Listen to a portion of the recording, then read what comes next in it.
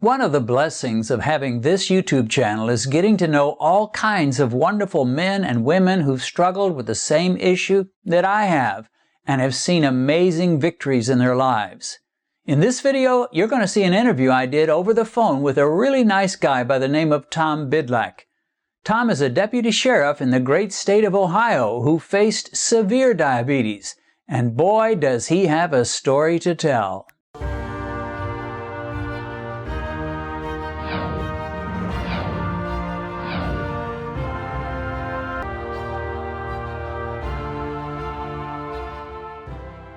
Well, I'm just so happy to have a man named Tom Bidlack with me here to do this interview. Tom, welcome, and thanks for agreeing to be interviewed. Thank you, Dennis, and it's my pleasure to do this. Well, great. Tom made a comment in one of my YouTube videos, and when I saw it and saw the tremendous results he had, I said, I need to interview you, and he sounded like he was willing. So I'm always looking for good stories. Tom, it's a blessing to have you in several ways. Number one, I really respect what you do for a living. Tell us what it is you do. Well, I thank you for that, Dennis. I'm a deputy sheriff here in Ohio.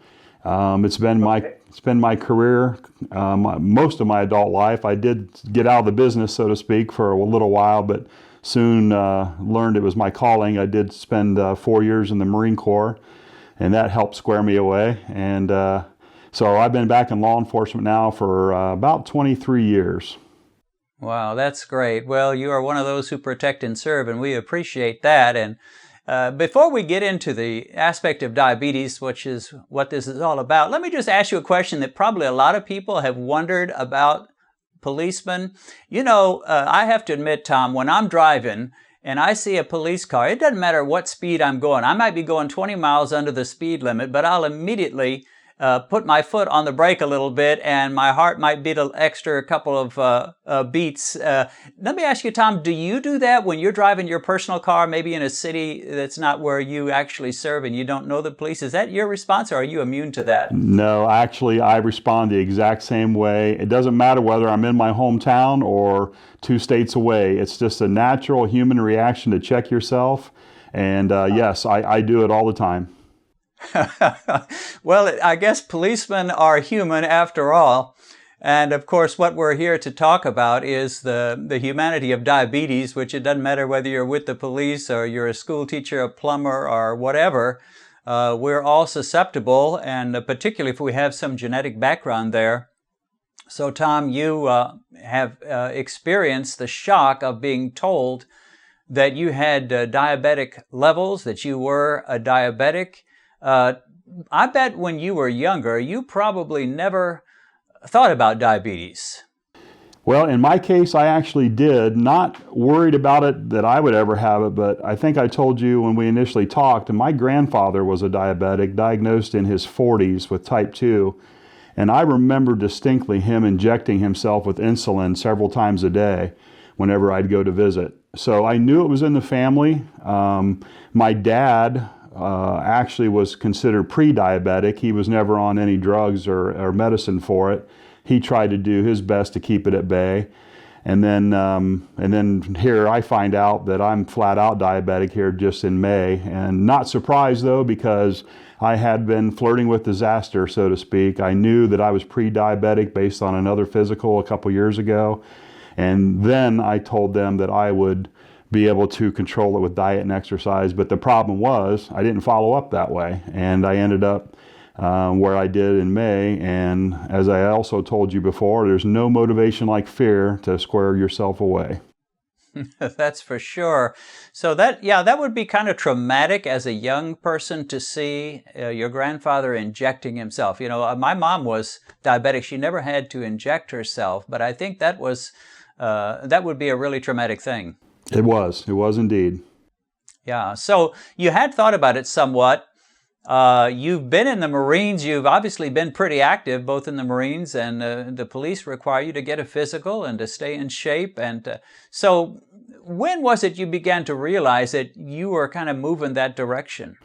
Well, as I said, I had a physical a few years ago, and they told me then that I was pre-diabetic. If I remember right, my A1C was in the mid to high sixes, 6.7, 6.8. And depending on who you talk to, they said, it's no big deal, but you might want to watch it. Or other sources would say, well, you're really diabetic and you should take stronger strides to correct that. Well, again, I just kind of blew it off and thought I'd just continue on. And fast forward a few years, and this past May 31st, I had a physical.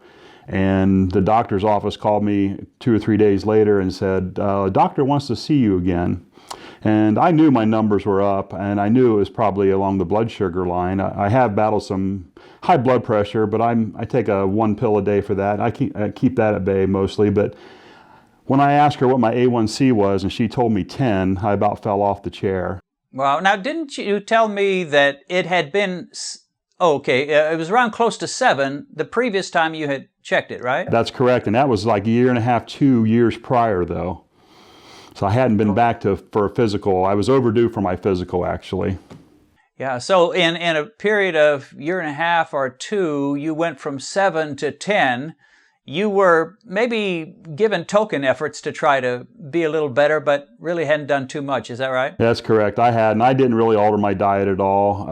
I continued to eat anything and everything that was even remotely, sugar infested, for lack of a better word. I mean, there wasn't a pie or a cake or a cookie that I didn't like. And I just thought, as everybody thinks, it'll never catch up with me, or at least I have a while yet before it does. And I was sobered by that reading, and I knew that immediately I had to do something about it. And that's when I took the strides to go on the keto low-carb diet. Now, when you had that 10.0 A1C, and that is quite high, what did your doctor say? Did he give you advice? Did he tell you you were in serious trouble? How did he respond, and what kind of message did he convey to you? Well, that's interesting. He didn't have the chance to tell me that. Number one, I already knew it. He didn't have to tell me. But number two, by the time I was able to get back in for a follow-up, it was 13 days later. And I immediately started keto low carb, and within that 13 days, I had my sugars back to the normal range. My average was about 112, and he was really impressed by that just in that short amount of time. I had lost, I think, about 9 or 10 pounds during that 13 days already. And of course, I know now that was probably just a lot of water coming off. But since then, my A1C, when I went back in just last week to have it checked 90 days after my original, I was down to 5.8, and my average blood sugars were right around 110, 108, 110, I think 112 for the 30-day period. And my fasting, I might add, I'm sorry to interrupt you, I might add that my fasting glucose level at the time of my physical was 295. Fasting glucose level of 295. That is very, very high. Now, you seem like you knew a few things about diabetes. Number one, you knew that was serious trouble. And secondly, you knew what to do. How did you, some people, when they first get the diabetic diagnosis, say, what do I do? And they're rushing for this book or that book or watching this YouTube video or that one. You seem like you went almost immediately to do what you needed to do. How did that happen? Yeah, I knew. Well, I think I mentioned to you, I'd watched Dr. Sarah Halberg's video on the first thing to do about reversing type 2 diabetes is to forget everything the ADA and the AMA said to do, i.e., 50 carbs a meal and that kind of thing. So I took her advice. I watched her video again. I had watched it actually probably a year prior, kind of having that on my mind due to my previous numbers. But again, I blew that off, and here we are a year and a half later, and now I'm really interested. I know I have to do something, and it has to be a radical right now change. Yeah, that's kind of cool the way you had seen that earlier. You didn't really think too much about it, but the seed had been planted in you, and when you found out you had some real issues, you immediately thought about that and went back. It's almost like God was preparing you to help you find the answers when you really had a need of them. Indeed, He was. It was a wake-up call for sure. As of course, after I watched her video, I started checking other sources, and I stumbled upon you. Obviously, that was a That was a divine appointment. And several other people on YouTube that I've taken advice from, and you all agree that low carb is the only way to go, especially when battling type 2 diabetes. It's something that I know that I have to be in it for the rest of my life. And there may be a time I can introduce some complex carbs down the road when I'm more steady and when I've lost more weight. My goal is to get back into my original Marine Corps weight, and I have a ways to go for that, but it's doable, and I'm on the track. So how much weight have you lost so far? As of last physical, when I went in for my A1C check, it was 20 pounds. 20 pounds. So were you seriously trying to lose weight, or was it just coming off as you went to the keto diet? You know, I knew that weight loss would be a byproduct of that, but my immediate concern was getting my sugars back in the normal range. And like I said, I did that within the 13 days when I just did that immediate crash into keto and low carb. So who are some of the other key YouTube doctors or people that talk about diabetes that were really a help to you? We just want to share this with anybody that's watching so that they can have some other resources to go to. Yeah, absolutely. Dr. Ken Berry down in Tennessee, he was very instrumental in helping me along those lines. Obviously you. I've watched just about every one of your videos. I think Dr. Berry's as well. Dr. Berg, the chiropractor from out east. I think he's in New Jersey or New York. And then also Keto Connect, which is the young couple that does their little experiments with food and all those things. And then also I definitely have to mention Allie McWowie. She was a total inspiration, having lost 170 pounds herself doing keto and low carb. I don't know that she was ever diabetic, but she certainly was able to get the weight off with that diet, and she's still doing well today. Well, I've seen all of those guys and respect them all. So it sounds like you went to some good sources there. It's amazing. You obviously have an inquisitive mind. You know, some people, they find out they've got some issue and they think about it, they get depressed, they don't know quite what to do, but they don't do any research. They don't read or look on the internet or anything. But you obviously, you went you went straight to some good sources and found some good answers.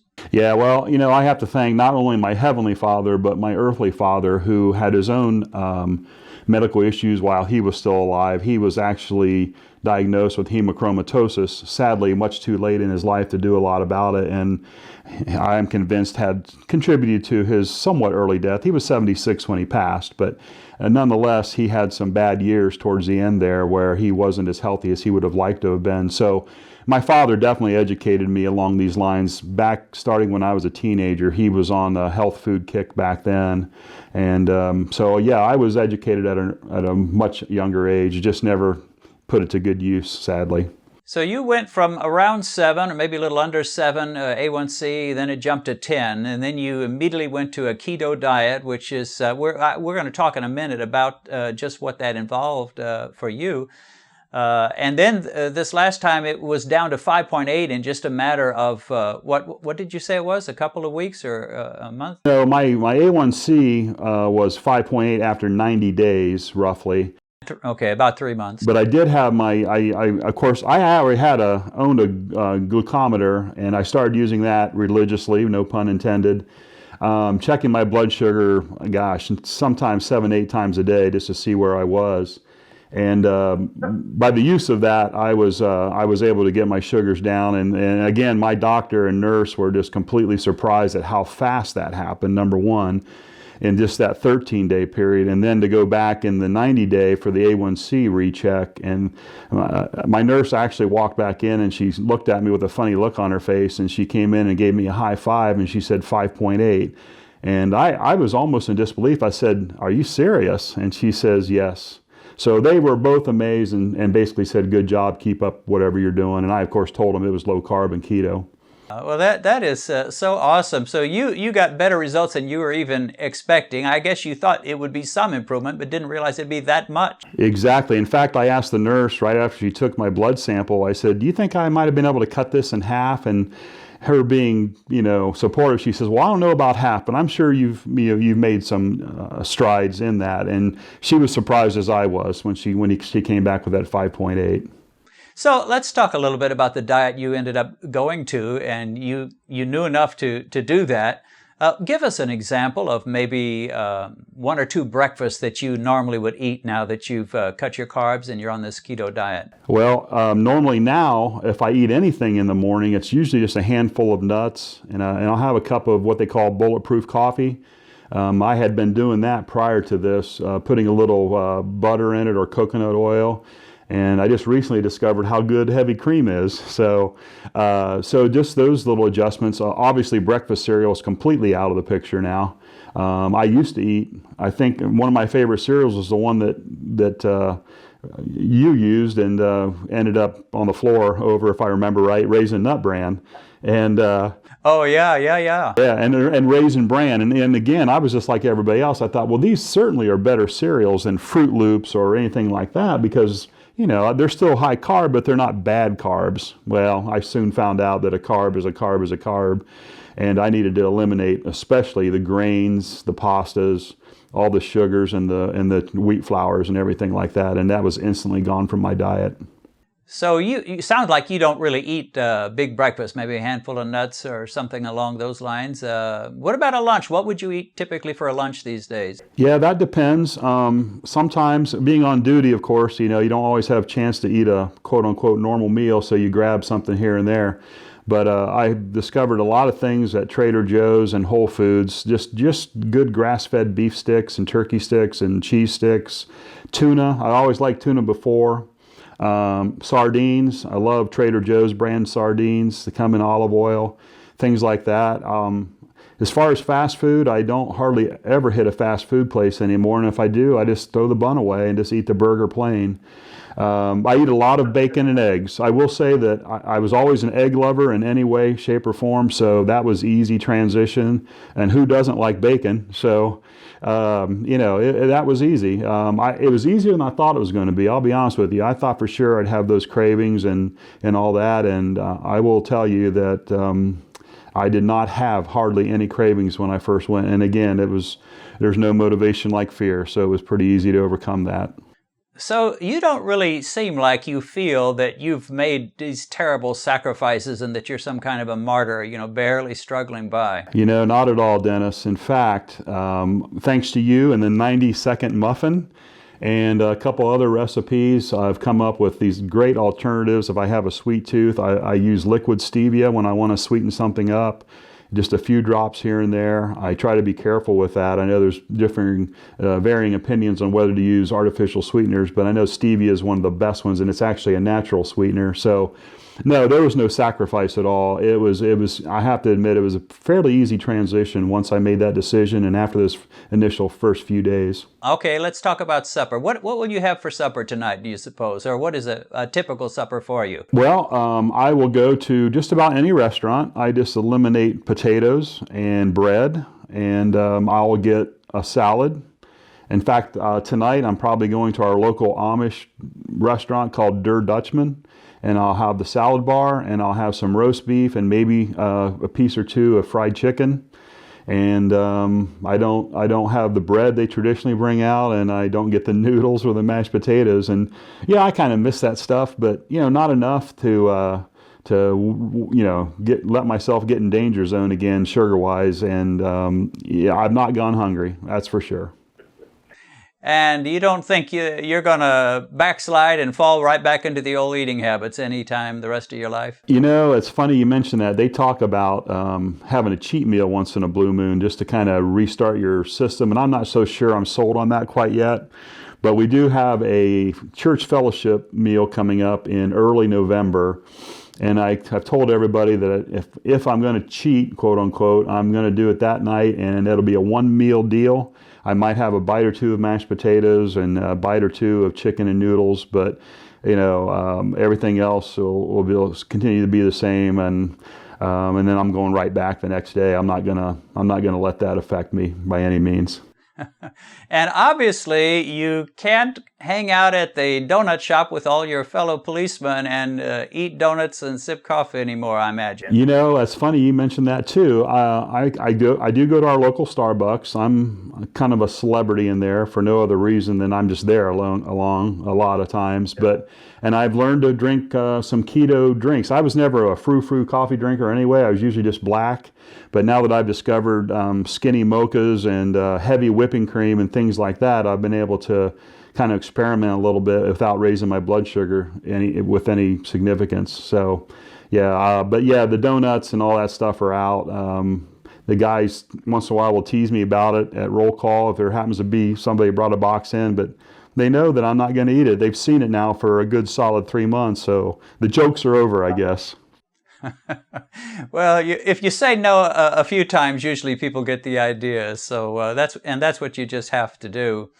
Well, that is so awesome. Do you suppose that there are others that could do something similar, somebody that's just found out they're diabetic, or do you think you're an exception and it probably wouldn't work for too many other people? Absolutely not. It would work for anybody, and if it worked for me, it'll work for you, I promise you. The weight may not come off as fast as you think it should, but a steady 1 to 2 pound a week weight loss is a good way to lose weight. And I kind of got caught up in the plateau thing, thinking that I had stopped losing weight, knowing my sugars were good, and now my second priority is getting the weight back down. But I know that if, just like anything else, you stick with it, the results are going to come. You just got to be patient. That is it. Well, Tom, thanks so much for sharing your story. It is exciting. When I was in college, one of my professors made a strange statement. At least I thought it strange at the time, but now I think I understand it. He said, "Nothing succeeds like success." And once you see those numbers coming down and realize, hey, I can do this. I've got this. This is working for me. You just get so energized and motivated. And I can tell from talking to you that is exactly where you are. Yeah, that's exactly true, Dennis. And you speak of energizing. That's another great thing about this whole keto low carb. My energy level's through the roof now. And I don't have those food comas like you normally do when you eat a lot of carbs and you just want to sleep for the next 3 hours. That stuff's all out the window. And that's not saying I don't take a nap from time to time after a long tour of duty or something. But for the most part, the energy level's way up. My vision improved. My attitude improved. I'm not irritable anymore at times. You still have bad days. I'm not saying those things don't happen, but you just have a whole different outlook on them. And it definitely, converting over to fat burning versus sugar burning is definitely good brain food too. Wow. That is awesome, Tom. Thanks so much for sharing your story. I know a lot of people are going to be blessed, and we appreciate you, and God bless you, and may you have a long, prosperous, healthy, happy life for many, many more years. Thank you, Dennis, and the same for you, sir. Wasn't that amazing? Slashing his A1C score from 10 down into the 5s in 3 months' time. Wow. And I loved his statement, if I can do it, you can do it. That's what this channel is all about. Don't let anyone tell you, and don't say to yourself that you're doomed to get progressively worse in your diabetes as the years go by. You can get better instead of worse. And Tom didn't just gradually improve over a 5 or 10 year period. He went from extreme diabetic levels to non-diabetic levels in 3 short months. Now, it may not work that quickly for everyone, but carbohydrate restriction does work. Be encouraged, my friend. There is hope for you.